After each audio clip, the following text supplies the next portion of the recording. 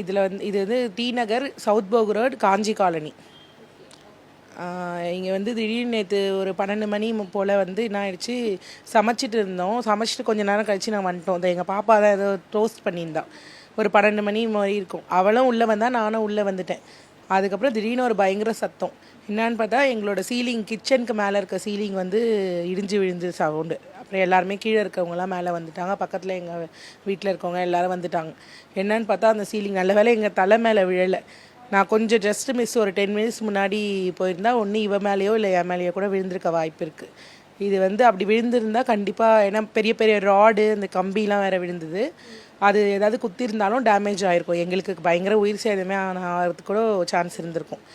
சின்ன குழந்தை வேறு இருக்குது, 3 மாதம் குழந்தை. அந்த குழந்தைய தூக்கிட்டோம் நிறைய தடவை நான் அந்த சைடு போயிருக்கேன். அதனால் நான் நினச்சே பார்க்க முடியல. ரொம்ப ஷாக்கிங்காக இருந்தது நேற்று ஃபுல்லாகவே எனக்கு. அதுக்கப்புறம் இப்போ இன்றைக்கி தான் கொஞ்சம் நான் ஓரளவுக்கு கிளியர் ஆனேனே.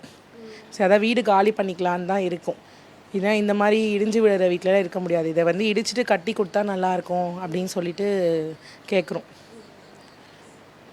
இதுக்கு மேலே இங்கே இருக்கிறது ரிஸ்க்கு தான்.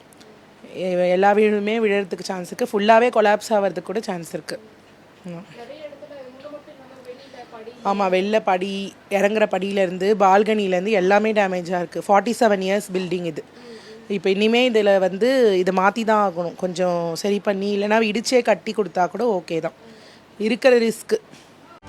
செய்திகளை உடனுக்குடனும் துல்லியமாகவும் தெரிந்து கொள்ள சப்ஸ்கிரைப் பண்ணுங்கள்.